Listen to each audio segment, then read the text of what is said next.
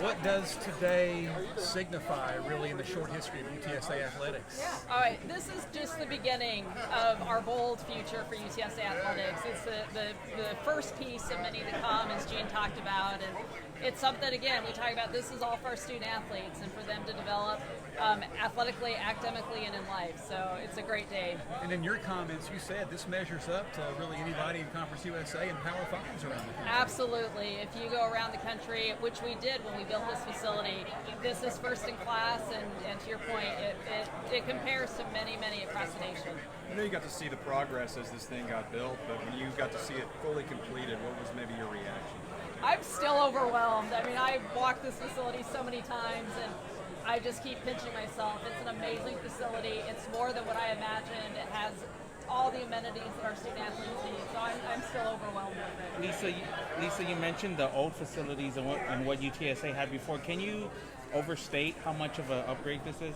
Yeah, and particularly for football and for sports medicine. I mean, as you know, you go around those facilities and we've just dramatically improved them. They are what our student athletes need now, and particularly from a sports medicine perspective, we've been operating in a modular building, in a trailer for the last 10 years. So for them to have this facility, it's going to do wonders for our student athletes. Are we 100% complete, or are there still some things left to be done? Well, there's always the punch items, and you'll see that as you go through, that there's still some punch items, but we're significantly completed for sure.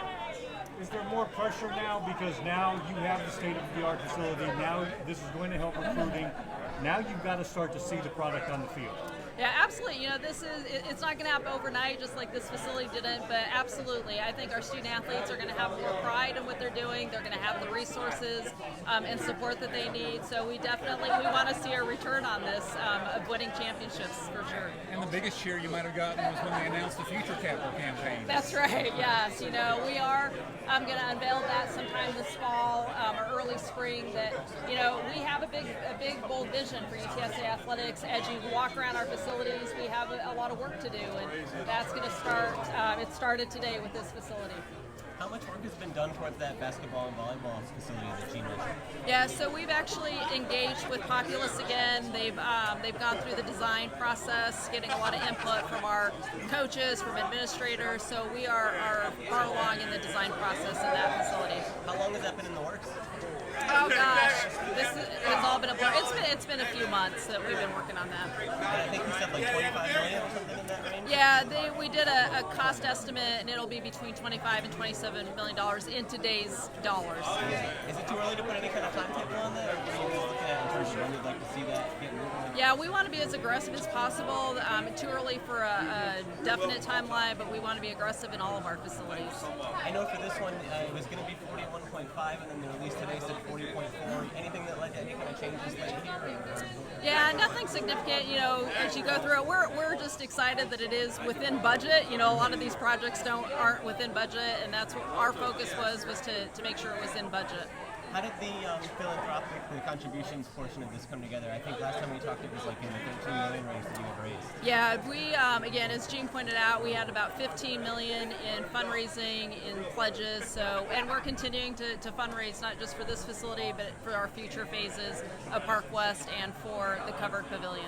How do you set the priorities? Is Park West next, or is the covered pavilion next, or how do you kind of outline the future steps in order? Yeah, they're both priorities. It will be donor intent as well. If a donor comes forward with the pavilion over Park West or Park West over the pavilion, but really both are really priorities for us. High priority. Gene mentioned something, maybe getting it within 5 years. You think that's aggressive enough? Hey, listen, I believe in Gene, and he's been able to push this project for sure for us. That might be a little bit aggressive, but if we can make whatever we're going to do, you got to have a time frame to meet those deadlines, and we're going to push aggressively. People are going to hear these projects and these dollar amounts, and they're going to be shocked that some of this stuff was in the works. What will be your message to the fans, excited about hearing the future of the facilities? Yeah, for us, again, we want to position ourselves to be best in class, to be an elite athletics program in this ever-changing world of athletics. And for our community, as Jeff said it, buy a season ticket, introduce us to folks, make a donation, that there's a lot of ways our community can get involved. How do you envision kind of the public use component of this? Is there ways that the city can make use of this? Oh, absolutely, and that's part of the component with the city fund. So as we said, from camps and clinics, using those fields, to inside the athletic training facility, having meeting space over here for the city. So lots of different opportunities. Thanks. Thanks. Thank you. Sorry, I